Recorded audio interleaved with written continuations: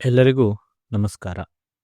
ಇವತ್ತು ನಮ್ಮ ಕೈಯಲ್ಲಿ ಕೇಂದ್ರ ಮಾಧ್ಯಮಿಕ ಶಿಕ್ಷಣ ಮಂಡಳಿ ಅಂದರೆ CBSEಯಿಂದ ಬಂದಿರೋ ಒಂದು ಹೊಸ ನೇಮಕಾತಿ ಅಧಿಸೂಚನೆ ಇದೆ.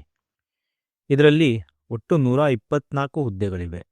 ಇದು ಕೇವಲ ಒಂದು ನೋಟಿಫಿಕೇಶನ್ ಅಲ್ಲ, ಇದೊಂದು ದೊಡ್ಡ ಅವಕಾಶ ಅಂತಲೇ ಹೇಳ್ಬೋದು. ಇದು ನೇರ ನೇಮಕಾತಿ ಕೋಟಾ ಪರೀಕ್ಷೆ 2026 ಅಂದರೆ DRQ ಅಡಿಯಲ್ಲಿ ಬಂದಿರೋ ನೇಮಕಾತಿ. ಇಲ್ಲಿ ಗ್ರೂಪ್ ಎ, ಗ್ರೂಪ್ ಬಿ ಮತ್ತು ಗ್ರೂಪ್ ಸಿ ಹೀಗೆ 3 ಲೆವೆಲ್ನ ಹುದ್ದೆಗಳಿಗೆ ಪರೀಕ್ಷೆ ನಡೆಯಲಿದೆ. ಸರಿ, ಹಾಗಾದರೆ ನಮ್ಮ ಇವತ್ತಿನ ಉದ್ದೇಶ ಬರೀ ದಿನಾಂಕ, ಅರ್ಹತೆಗಳನ್ನು ಲೀಸ್ಟ್ ಮಾಡೋದಲ್ಲ. ಬದಲಿಗೆ ಈ ಅವಕಾಶವನ್ನು ಹೇಗೆ ಸರಿಯಾಗಿ ಬಳಸ್ಕೋಬೋದು, ಇದರಲ್ಲಿರೋ ಸಣ್ಣ ಪುಟ್ಟ ಅನುಕೂಲಗಳೇನು, ಸವಾಲುಗಳೇನು, ಇದನ್ನೆಲ್ಲ ಆಳವಾಗಿ ನೋಡೋಣ. ಸಮಯ ವೇಸ್ಟ್ ಮಾಡದೆ ಇದರ ಪ್ರತಿಯೊಂದು ಡೀಟೇಲ್ಸ್ ನೋಡೋಣ ಬನ್ನಿ. ಮೊದಲಿಗೆ ಈ 124 ಹುದ್ದೆಗಳ ವಿಂಗಡಣೆ ಹೇಗಿದೆ ಅಂತ ನೋಡೋಣ. ಈ 124 ಪೋಸ್ಟ್ಗಳನ್ನು 3 ಗ್ರೂಪ್ಗಳಾಗಿ ಡಿವೈಡ್ ಮಾಡಿದ್ದಾರೆ. ಇದರಲ್ಲಿ ಗ್ರೂಪ್ ಎ ಅಲ್ಲಿ 37 ಹುದ್ದೆಗಳಿವೆ. ಅದೇ ಥರ ಗ್ರೂಪ್ ಬಿನಲ್ಲಿ 36 ಮತ್ತು ಗ್ರೂಪ್ ಸಿ ಅಲ್ಲಿ 51 ಹುದ್ದೆಗಳಿವೆ.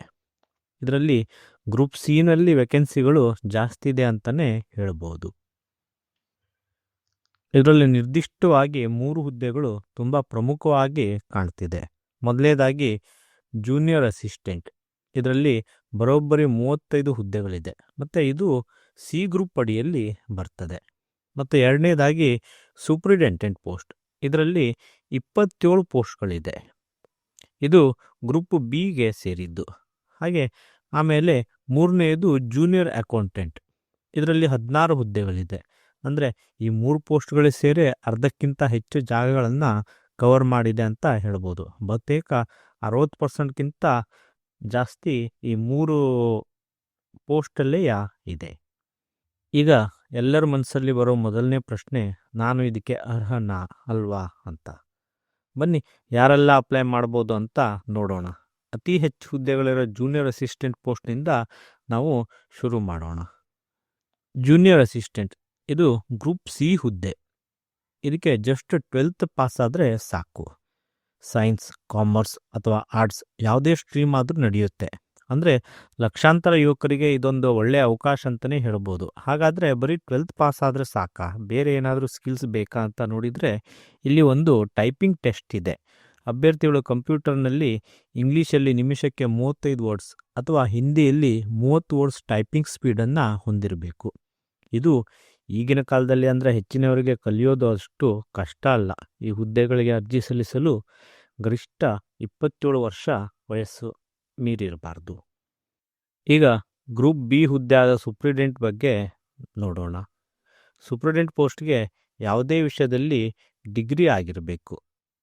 ಅದ್ರ ಜೊತೆಗೆ ಕಂಪ್ಯೂಟರ್ನ ಬೇಸಿಕ್ ನಾಲೆಜ್ ಕೂಡ ಇರಬೇಕು. ಅಂದರೆ ಮೈಕ್ರೋಸಾಫ್ಟ್ ವರ್ಡ್, ಆಮೇಲೆ ಎಕ್ಸೆಲ್ ಮುಂತಾದ ಕಂಪ್ಯೂಟರ್ ಜ್ಞಾನ ಇರಬೇಕು. ಮತ್ತು ಇದೆಲ್ಲ ಬಳಸೋಕೆ ಗೊತ್ತಿರಬೇಕು. ಇಲ್ಲಿ ನಿಮಗೆ ಇದ್ರದ್ದು ಯಾವುದೇ ಥರದ ಸರ್ಟಿಫಿಕೇಟ್ ಕೇಳಲ್ಲ, ಜಸ್ಟ್ ಜ್ಞಾನ ಇರಬೇಕು ಮತ್ತು ಬಳಸಲಿಕ್ಕೆ ಬರಬೇಕು. ಮತ್ತು ಈ ಹುದ್ದೆಗೆ ಅರ್ಜಿ ಸಲ್ಲಿಸಲು ನಿಮಗೆ ಗರಿಷ್ಠ 30 ವರ್ಷ ವಯಸ್ಸು ಮೀರಿರಬಾರ್ದು. ಇಲ್ಲಿ ಅಸಿಸ್ಟೆಂಟ್ ಸೆಕ್ರೆಟರಿ ಪೋಸ್ಟ್ ಬಗ್ಗೆ ಒಂದು ಇಂಟ್ರೆಸ್ಟಿಂಗ್ ವಿಷಯ ಇದೆ. ಇದು ಗ್ರೂಪ್ ಎ ಹುದ್ದೆ, ಅಂದರೆ ಗೆಜೆಟೆಡ್ ಆಫೀಸರ್ ಪೋಸ್ಟ್. ಸಾಮಾನ್ಯವಾಗಿ ಇಂಥ ಪೋಸ್ಟ್ಗಳಿಗೆ ಎಕ್ಸ್ಪೀರಿಯನ್ಸ್ ಕೇಳ್ತಾರೆ, ಆದರೆ ಇಲ್ಲಿ ಹಾಗಲ್ಲ ಅಂತ ಹೇಳಲಾಗ್ತಿದೆ. ಮತ್ತು ಇದೇ ಈ ನೋಟಿಫಿಕೇಶನ್ನ ಮೋಸ್ಟ್ ಅಟ್ರಾಕ್ಟಿವ್ ಪಾರ್ಟ್ ಅಂತಲೂ ಹೇಳ್ಬೋದು. ಅಸಿಸ್ಟೆಂಟ್ ಸೆಕ್ರೆಟರಿ ಹುದ್ದೆಗೆ ಯಾವುದೇ ವಿಷಯದಲ್ಲಿ ನೀವು ಪದವಿ ಪಡೆದಿದ್ರೆ ಸಾಕಾಗಿರುತ್ತೆ ಮತ್ತು ಯಾವುದೇ ಅನುಭವದ ಅಗತ್ಯವಿಲ್ಲ. ಫ್ರೆಷರ್ಗಳು ಕೂಡ ಅಪ್ಲೈ ಮಾಡ್ಬೋದು. ಹಾಗಾಗಿ ಪದವಿ ಪಡೆದ ತಕ್ಷಣವೇ ಫ್ರೆಷರ್ಗಳಿಗೆ ಕೇಂದ್ರ ಸರ್ಕಾರದ ಗ್ರೂಪ್ ಎ ಹುದ್ದೆಗೆ ಸೇರಲು ಸಿಕ್ಕಿರೋ ಒಂದು ಗೋಲ್ಡನ್ ಚಾನ್ಸ್ ಅಂತಲೇ ಹೇಳ್ಬೋದು. ಯಾವುದೇ ಎಕ್ಸ್ಪೀರಿಯನ್ಸ್ ಇಲ್ಲದೆ ಡೈರೆಕ್ಟಾಗಿ ಗ್ರೂಪ್ ಎ ಆಫೀಸರ್ ಆಗ್ಬೋದು. ಈ ಹುದ್ದೆಗೆ ಗರಿಷ್ಠ ವಯೋಮಿತಿ 35 ವರ್ಷ. ಇನ್ನು ವಯೋಮಿತಿ ಸಡಿಲಿಕೆ, ಏಜ್ ರಿಲ್ಯಾಕ್ಸೇಷನ್ ಬಗ್ಗೆ ನೋಡೋಣ. SC/ST ಅಭ್ಯರ್ಥಿಗಳಿಗೆ 5 ವರ್ಷ ಏಜ್ ರಿಲ್ಯಾಕ್ಸೇಷನ್ ಇದೆ. ಅದೇ ಥರ OBC ಮತ್ತು NCL ಅಂದರೆ ನಾನ್ ಕ್ರಿಮಿ ಲೇಯರ್ನವರಿಗೆ 3 ವರ್ಷ ಸಡಿಲಿಕೆ ಇರುತ್ತೆ. ಮತ್ತು ವಿಕಲಚೇತನ ಅಭ್ಯರ್ಥಿಗಳಿಗೆ ಅವರ ಕ್ಯಾಟಗರಿ ಪ್ರಕಾರ 10 ರಿಂದ 15 ವರ್ಷಗಳವರೆಗೆ ಸಡಿಲಿಕೆ ಸಿಗುತ್ತದೆ. ಆದರೆ ಇಲ್ಲಿ ಒಂದು ತುಂಬ ಇಂಪಾರ್ಟೆಂಟ್ ಪ್ರೋಗ್ರೆಸಿವ್ ಪಾಯಿಂಟ್ ಇದೆ. ಅದೇನೆಂದರೆ ಎಲ್ಲ ವರ್ಗಗಳ ಮಹಿಳಾ ಅಭ್ಯರ್ಥಿಗಳಿಗೆ 10 ವರ್ಷಗಳ ಸಡಿಲಿಕೆ ಇದೆ, ವಯೋಮಿತಿ ಸಡಿಲಿಕೆ ಇದೆ. ಇದು ಬಹಳ ದೊಡ್ಡ ವಿಷಯ.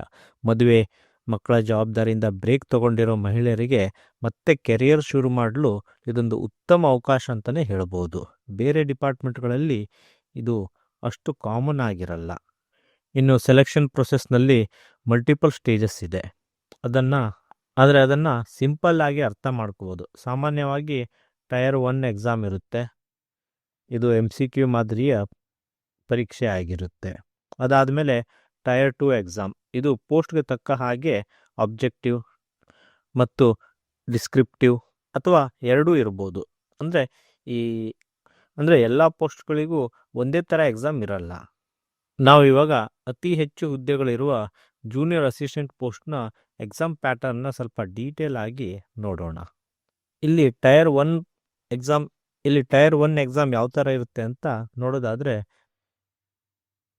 ಈ ಪರೀಕ್ಷೆಯಲ್ಲಿ 100 ಪ್ರಶ್ನೆಗಳಿರುತ್ತೆ ಮತ್ತು ಒಟ್ಟು 300 ಅಂಕಗಳು ಇರುತ್ತೆ.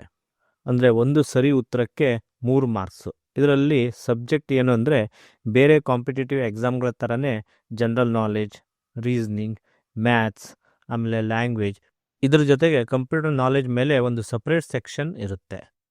ಜೂನಿಯರ್ ಅಸಿಸ್ಟೆಂಟ್ ಟೈರ್ 2 ಪರೀಕ್ಷೆಯು ಸಂಪೂರ್ಣವಾಗಿ ಒಂದು ವಿವರಣಾತ್ಮಕ ಸ್ವರೂಪದಲ್ಲಿರ್ತದೆ. ಇದು ಅಭ್ಯರ್ಥಿಯ ರೈಟಿಂಗ್ ಸ್ಕಿಲ್ ಚೆಕ್ ಮಾಡುತ್ತೆ. ಜೊತೆಗೆ ಇದರಲ್ಲಿ ಎಸ್ಸೆ ರೈಟಿಂಗ್ ಮತ್ತು ಅಪ್ಲಿಕೇಶನ್ ರೈಟಿಂಗ್, ಆಮೇಲೆ ಸಾರಾಂಶ ಬರವಣಿಗೆ ಕೂಡ ಇರ್ತದೆ.